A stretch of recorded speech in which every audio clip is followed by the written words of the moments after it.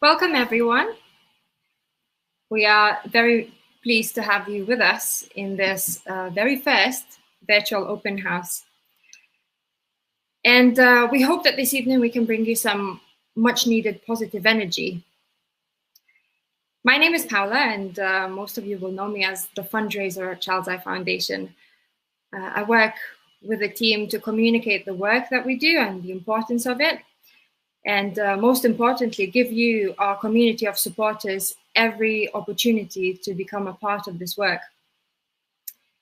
Now, before we begin, there are a couple of things that I would like to run through. If you're struggling to hear us, try to refresh the web page. That usually does the trick. Do make sure that your speakers are on and increase the volume if needed. And if you are continuing with the connection issues, please know that this webinar is being recorded, and we'll share this recording with you after the event. If you have any questions, you are more than welcome to leave them in the comment section, and Christopher and I will address them later on in this event. And you should be able to see the comment section on the right side of your screen. And again, there might be some connection issues, so does this. Do refresh that page. And also, if you're watching this on your phone, there will be a comments button right underneath the video section on that same page, and that should be on the bottom right corner as well. So we do have some very exciting updates prepared for you today, but most importantly, before we begin, I would personally really like to say a big thank you to all of you. We are a very small but mighty team. And we really want you, our supporters, to know just how much each one of you means to us. We wouldn't be here where we are today without you. And I really hope that today the conversations showcase the immense contribution to improving the lives of so many children and families in Uganda. So now I would like to kick us off by inviting our Chair of Trustees, MOG, Madeleine Harding, to give you a very warm welcome. Thank you, Paula. Thank you. And welcome, everybody, to this CIF's inaugural virtual open house. As Paula said, I'm Madeleine Harding. I'm Chair of Trustees. It's my great honour to be chair of this fantastic charity. And I want to say, as Paula did, thank you so much, not just for joining us today. It's really very exciting to be doing this today, but for all the help and all the support that you've given us over the years. As Paula says, we wouldn't be here without you. So a huge, huge thank you to you all. And I hope that you'll enjoy some of the stories you'll hear today, stories of hope that you have enabled. Quite a few of you, I think, that are here today, and of course I can't see anyone, which is so frustrating, but I know that there are quite a few of you that have been on this journey, like me, right from the start. And when Lucy first started out on her quest to do something about the plight of the thousands of children growing up in orphanages in Uganda, it was always an ambitious task. And I think it's fair to say that there were a few bumps in the road, you'll probably remember. But we always came through, we emerged stronger, we learnt, and we adapted. And I think that's come to define us to some extent. So I guess I shouldn't have been surprised to see just how well ChildsiFoundation has responded to this, the biggest of all bumps in the road, a global pandemic. So it's easy to forget just what it felt like back in March. The sense of fear, that anxiety was palpable. Nobody really knew what this virus was capable of. And for organizations like ours, where human interaction is at the essence of what we do, lockdown really was quite a challenge. Many NGOs and local government departments had to close their doors in those early days. And so I'm extraordinarily happy that with the support that you've given us, we didn't just remain open throughout every day of this pandemic, but we redoubled our efforts. We turbocharged our efforts, and the team really were there for some of the most vulnerable families in their hour of need. And we have learned, we adapted very, very quickly, and we are emerging stronger than I could ever have imagined. And I'm so proud of that. So today we're going to hear from an extraordinary man who only just took on the job of CEO just over a year ago. It's hard to really think of that now, but who, together with the team, really has transformed what we did in an incredibly short period of time and has brought some light into these really dark times. So it's going to be a long way before the people of Uganda recover from the effects of this pandemic, and there's much more for us to do. But I hope just today you'll feel very proud of everything that your support's enabled us to do. So without further ado, I'd like to just introduce you to our CEO, Christopher Muwanguzi. Thank you very, very much, Marg. What kind words. I really appreciate it. I was meant to be speaking to you from my daughter's room, but the internet dropped. You wouldn't have seen that because Paola has done a fantastic job in making sure that this is well coordinated. I want to thank you for joining our first of many open house meetups. We're grateful that you have honored our invite and hope that you will learn more about the work that you support and the difference it makes. So it's the eve of World Children's Day, 20th of November, when we celebrate all children around the world and highlight what more we can do to improve the lives of vulnerable children. Around the world, children are showing us their strength through voices that have spoken louder than ever to ask that they're not left behind, and that this generation of children, in which I have children too, do not become a forgotten generation. So tonight, tomorrow, and every day after that, let's stand with children and leave no child and no one behind. I've prepared a few remarks just to welcome you and thank you for being here. And I believe after that, there'll be some questions for me. It's not in the Ugandan culture to give up children. I know this, I'm Ugandan. The use of institutions contradicts Ugandan concepts of kinship care, of the extended family, the value of family and community. What we have learned from doing this work with families and communities since Lucy Buck came to Uganda 11 years ago to set up Child's Eye Foundation, and what research has told us in that time, is that most children that are in orphanages, 80 and sometimes 90%, have parents, extended family, and a community that can raise them and support them. Studies have demonstrated that the main reason a child or children are placed in orphanages is due to the lack of access to education or health services, parenting capacity sometimes, and a means for the family to provide, rather than a lack of parental care. At Child's Eye, we work with and harness the power of community to build the resilience of family so that they can deal with the challenges like droughts, pandemics, including COVID-19, or even HIV, that cause aftershocks like disruption to education, poor access to medical care, parental illness, and even death. Now, we recognize that we cannot do this on our own. The Ugandan government couldn't do this on its own. No government can. So we work very closely with the government of Uganda to increase their capacity to respond to crisis.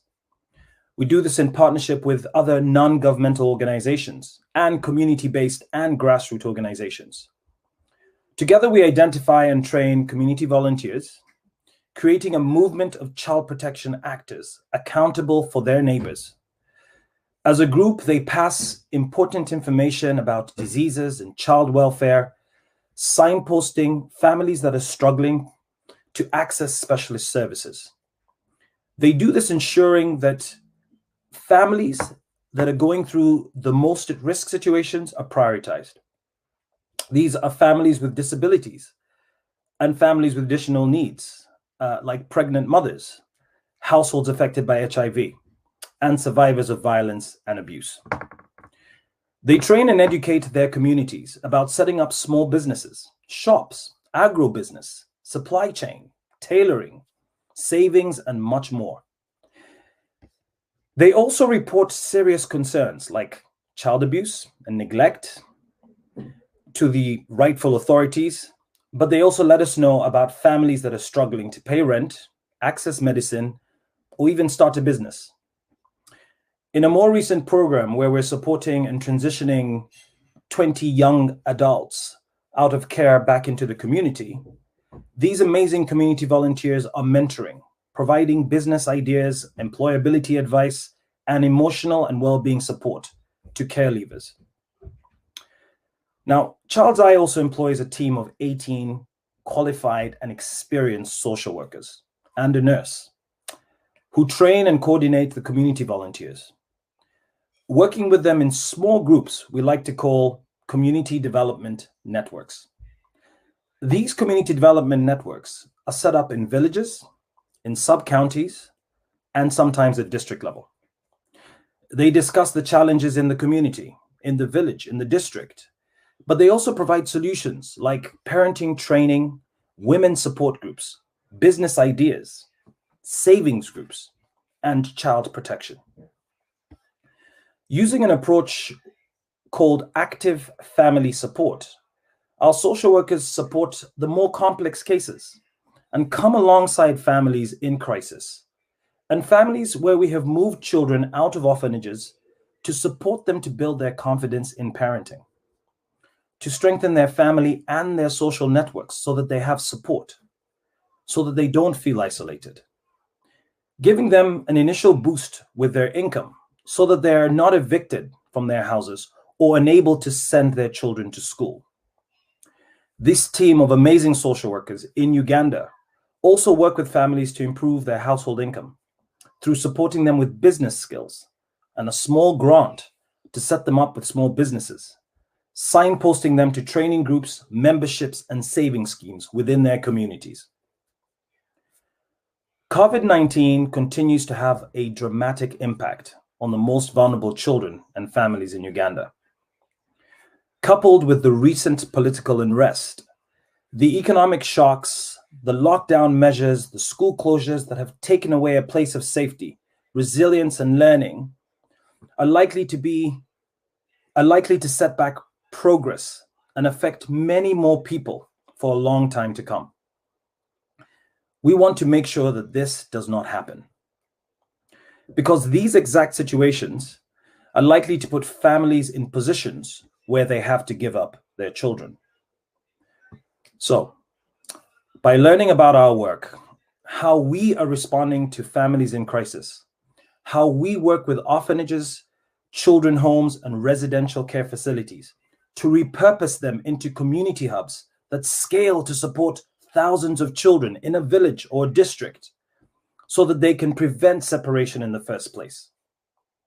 By supporting our work through your donations and sharing our story, you can make it possible that communities stay strong through the pandemic and beyond, and that no child has to be separated from their family because of COVID-19 or even the aftershocks. Thank you. Thanks so much, Chris. It's a fantastic run through the work that we do and the impact of COVID-19. And you know, this year has been incredibly challenging for all of us. I'm sure that all our guests will agree.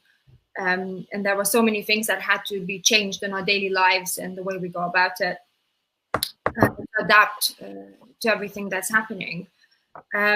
So to kick off the discussion,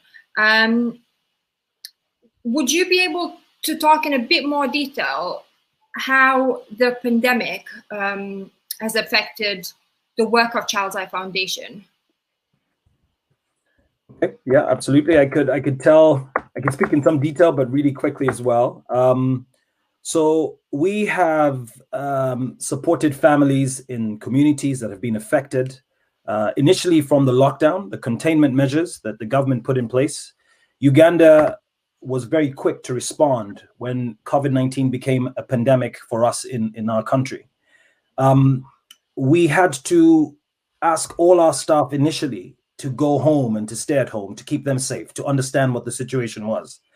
But in doing that, we recognized that the children we work with would be unsafe. So we activated our network of community volunteers, the people I spoke about, who we've been training for the last couple of years.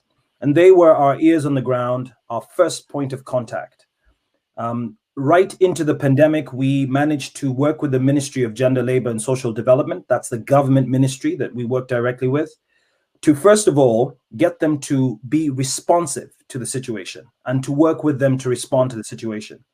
So we were able to then get our staff out to visit families where there were much bigger emergencies, to help children access medical services and actually get the support they need.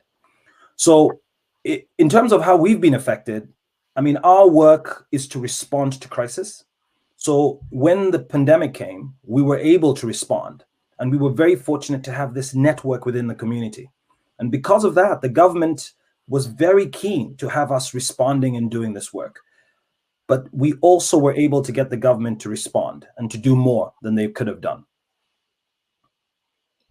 And can you talk a bit more about how we've responded? What were the sort of the first couple of things that we had to do, you know, at the very beginning of when it all sort of started to kick off in March, and how did that follow, and how did we adapt for all the different things that happened sort of, you know, following that in April and May and so on?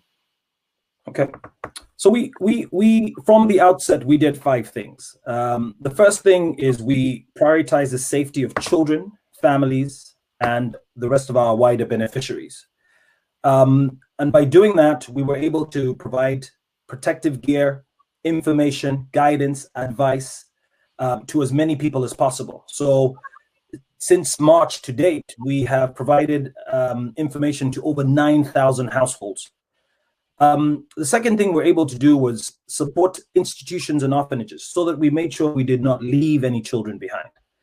And the way we did that was we provided information and advice, or information, advice, and guidance. We also made sure that the government prioritized children in orphanages. So there were standard operating procedures the government developed. We worked with them to ensure that those children were not left behind. We made sure we kept our volunteers and our staff safe. So I mentioned earlier on how we asked our staff initially to stay at home, but when they were in the community, they had protective gear. The community volunteers also had protective gear. One of the unique things we did was during the lockdown, the government suspended any means of transport. So there were no vehicles allowed on the road. And we appealed to one of our donors, the Rocket Foundation, who provided us with bicycles to get volunteers out and into the community. The fourth thing we did was we worked with our partners and the government, because we couldn't do this on our own. So to scale our response, we contacted as many partners. And one of the partners we worked with was an organization called Thrive in the Masaka and Mpigi area, that's central Uganda, who were training training foster carers to ask them to open their homes to take some children in. And then the fifth thing was just extraordinary measures. We were responding to emergencies from children that needed to get health, access to medical health. So we had children who had malaria, for example, or diarrhea, treatable diseases, who couldn't access hospitals. So we were responding to those immediately, getting health services to take these children to hospital, ensuring that we delivered food, ensuring that we delivered medicine, and also supported those NGOs that were closed and couldn't work with vulnerable families to respond. So those are the sort of immediate 5 things we did. Perfect, thank you. I was thinking it's probably the right time. We have a lovely video from our social worker, Sophie. We asked her to talk a bit about the impact of COVID-19 that it's had on her and her work and social work at Child's Eye. So I'll try and play that for you guys now. My name is Sophie Kiiza. I am a social worker at Child's Eye Foundation in Makinde Division. My work has been greatly affected this year due to the COVID-19 pandemic. When COVID-19 broke out, we were affected and subjected to a lockdown. We started working remotely and we could no longer physically visit our families to support them. Working from home comes with a lot of challenges. For example, you don't get to meet your colleagues. Most of the work is done on the phone and on the internet, and most times the internet is very slow. So generally, it is a sum of all these things that made our work very hard during the pandemic. With that abrupt change in our work, we teamed up with community volunteers and local council leaders so that we continue monitoring and support families during the lockdown. All our community volunteers have been empowered to continue monitoring and supporting families to ensure the children are thriving and safe in families. Right now, the biggest challenge we are facing is the increasing number of COVID-19 cases within the community. This is limiting our movement to the community to physically visit the families, but we are devising means to ensure that we keep at the forefront.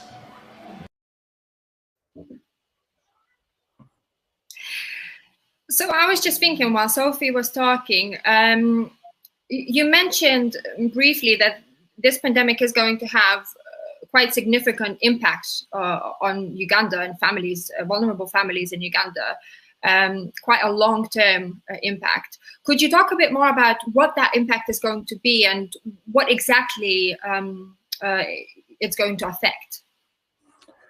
Okay, just to put this into context, maybe if we can, let's just show the people watching this the numbers of families we've supported. So since March, folks, we have supported 13,174 children in 3,290 households, and 65% of those households have been female-led households. The other number we have is number of children with disabilities. So we've supported about over 350 children with disabilities as well from these houses.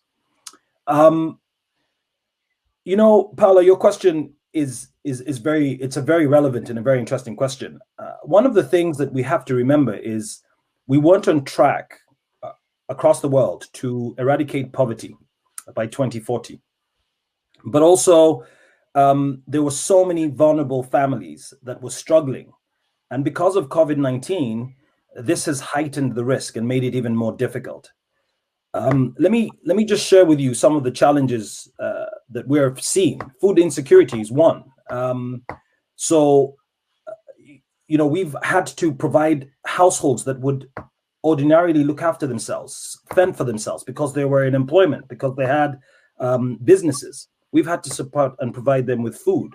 Many of those houses have reduced their food rations, causing malnutrition.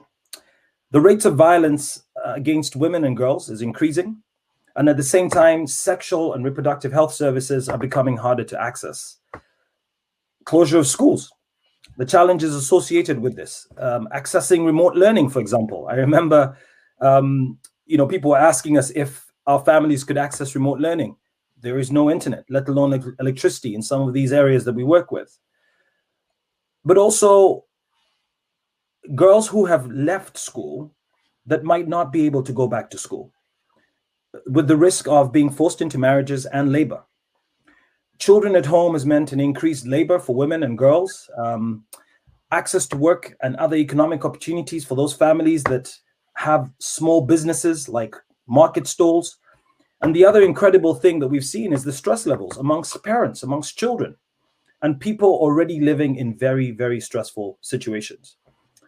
I'll just give you another number. According to a recent review, I think it was an estimated 740 million women are employed in the informal economy. So in developing countries like Uganda, where such work constitutes more than 2/3 of the female employment, you can imagine what that's going to do to our population. A lot of the families we work with have market stalls, which aren't operating because of COVID-19.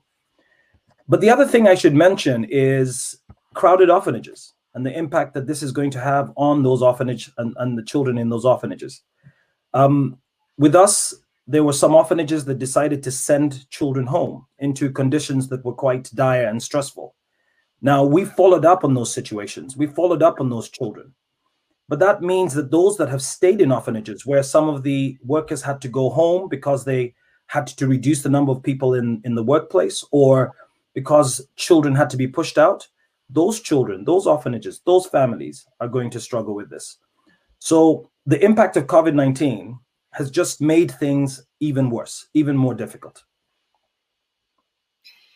And so I hear so many charities talking about how their work is needed now more than ever. How is that the case for Child's Eye? Is that the case for Child's Eye, and why? Well, in my opening remarks, I spoke a little bit about how this will affect more families and push them into poverty. My concern, our concern at Child's Eye, is that more families will experience child and family separation, meaning that children will be forced into orphanages, and more orphanages will need to apply for funding and income to support them to stay open. We want to see more children stay with their families. We want to see communities strengthened. We want to see more of this funding distributed into communities so that children never have to go into orphanages. We want to work with more orphanages to repurpose into community hubs, as I said before, so they don't support just 60 to 100 children, but are community hubs that support thousands of children in a community. So for us, there is such a great opportunity to make sure that children are not in those situations. But we want to call on other NGOs, other governments, and our supporters to fund work that keeps children in families. We have a couple of questions from our guests, actually, that relate to what we're talking about now. So if I may, I'll pose them now. What challenges have we experienced in reaching families? I imagine that's relating to the lockdown question. So I mean, one of the challenges I mentioned earlier on was during the containment measures, during the lockdown, there was no vehicle movement. So, you know, our volunteers and our staff initially couldn't get to families. One of the things we needed to do was obviously have the relationship with government to have the right to move around as a partner of government. So that's one thing we did. And because of our fantastic relationship with government, we were able to get our staff into the community. But the other thing that I mentioned was the bicycles. We were able to equip volunteers with bicycles so that they could ride out into communities. Now, interestingly, initially our volunteers would reach about 10 families, I think a week. But with the bicycles, they were able to triple that and reach many, many more families to provide psychosocial support, to deliver food. And on our website, there's a couple of blogs and lots of photos. I think our website's just there at the bottom. You can have a look at that. So yeah, during the lockdown, the biggest difficulty was access to families. The other thing was communication with families. So again, our funders supported us to buy more phones for volunteers. We also delivered some phones to families that were high risk so that we could keep in touch with them. Another challenge that's come from this is the increase in teenage pregnancy cases. We've had a lot of young women become pregnant as a result of it. So we've also had to ensure that we're putting information out around sexual health and working with partners that are specialist partners in relation to this. And a lot of young women are reporting that they can't access sexual reproductive health services during this lockdown. So it's been quite stressful for them too. And what will happen to children that have been sent home from orphanages during the pandemic? So children, I believe, that normally reside in orphanages that have now been sort of reintegrated, if I can call it that. Yeah. So, I mean, we work in 3 areas in Uganda. We work in Kampala, the capital city, in a division called Makindye. There's 5 divisions in the capital city. We work in central Uganda in a district called Mpigi, and we work in Tororo in eastern Uganda. Tororo district was our very first district that we worked in when we were demonstrating the urban and the rural aspect of our work. In Tororo, there have been children that were sent home. We are aware of those children because the local authority and us and the organization that sent the children home work together. We have access to all those 23 children. We've visited each and every one of them and started our process of ensuring that those children are safe with their families. The very good news is that those children won't go back to the orphanage, and instead their families will be strengthened and the community around them will be supported to look after those children. So we continue to monitor and look at those children. It will probably take up to 12 months before we can come out of supporting those families. In other regions in Uganda, we're working with the government. We're providing them with our processes and showing them how we've done it. But as I mentioned before, other NGOs that are doing this work are also reaching out to us. The model is really unique, and it has to be followed in a very clear way. But we're hoping that orphanages that have sent children home will support those children and will deliver the support needed to the families and the communities as well. I can't speak for other orphanages, but I can speak for the regions we work in. Thanks, Chris. Moving away, which I guess is incredibly hard because everything's still going on right now, but moving away slightly from the pandemic, back into the overall mission and vision of Child's Eye, we have a very interesting question. I absolutely love it. It's how do we avoid trying to save the whole world with so many challenges and stay focused on our mission? Wow. Okay. Great question.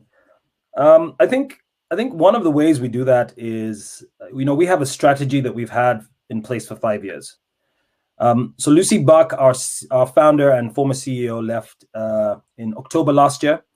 And I was with her in Uganda as the country director when we first developed this strategy. The strategy ends in 2 more years. We have followed it, not to the letter. We've adopted it. Of course, with COVID-19, we've had to change a few things. Our mission and our focus is to ensure that we get Uganda to understand or to a position where they don't need children to be in orphanages. And by doing that, we're responding to the needs of families in crisis so that, one, children aren't placed in orphanages. But the second thing we're also doing is demonstrating by repurposing orphanages that other orphanages can adopt this model and do the same thing. So in Tororo district, where we've worked for 3 years, no child has been placed in an institution since 2018. And that has kept us going. And by the end of next year, the hope is that no child will be living in an institution in Tororo, and that will be a completely transformed district. We have scaled that model to a new district called Mpiji. And so we're going to do the same thing. And the idea is that we want to replicate this model in as many districts so that we become the trainers, the technical support with government and other NGOs. So we are very focused on our mission. Our mission is to ensure that children are raised in families and that families do not need to give up their children. But we also recognize that there are some families that can't and will not be able to take back their children, or that children have lost family members.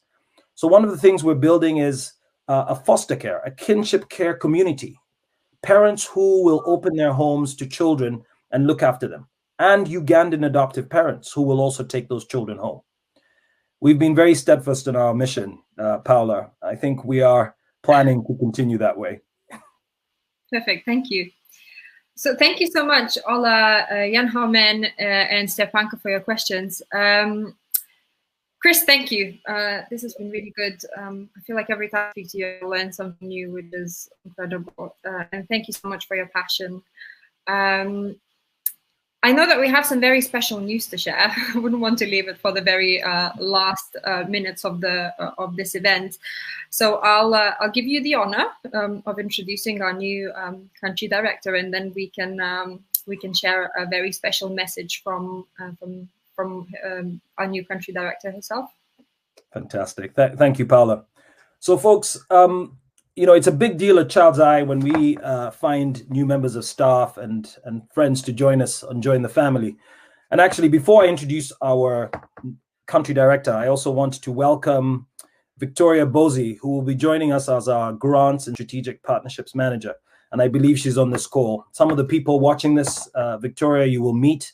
We're really excited to have you. Victoria is also based in the UK and will be working with the UK team, but traveling to Uganda very often. Now, Susan Ajok. Susan, I've known for over 20 years. I first met Susan as a young man working in Uganda. My very first international development job was with an organization called Straight Talk. And I often tell many people that Straight Talk Foundation shaped me, gave me a really good understanding of how to respond, have the passion I have, the love I have for children and the work that I do and that we do. Susan Ajak has been working for Straight Talk Foundation for the last 11 years and has chosen to leave the foundation to come and work with us. She's an award-winning country director with amazing experience. She's a woman that has broken barriers and changed the way we do things when it comes to charity in Uganda. So ladies and gentlemen, I'm really proud to present to you our country director, Susan Ajak.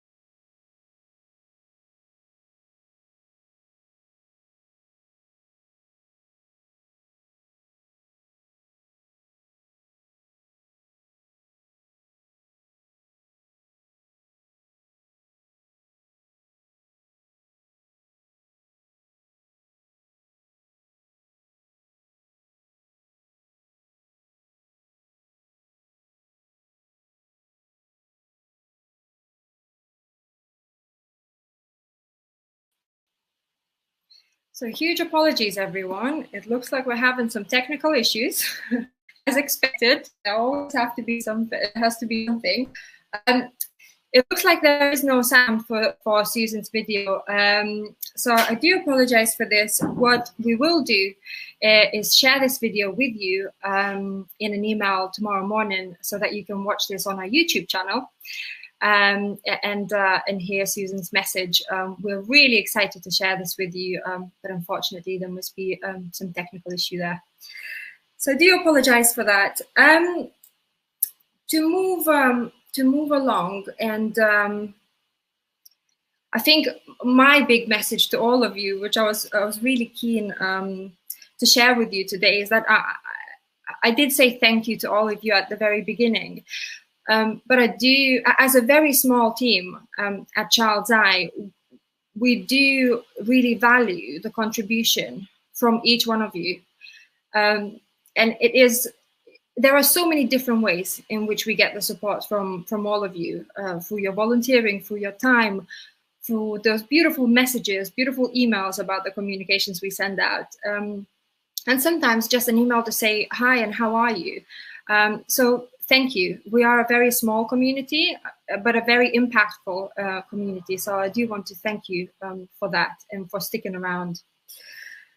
Now, we really cannot wait to welcome Susan in January, and I'm sure that I'll be able to, and we'll be able to bring her in to many more of these open house webinars in the future. We do hope to run these every quarter from next year onwards, and I really hope to bring even more social workers and community volunteers themselves at Child's Eye Foundation to give you even more of an insight as to what our work really looks like and who are the people behind all of this work.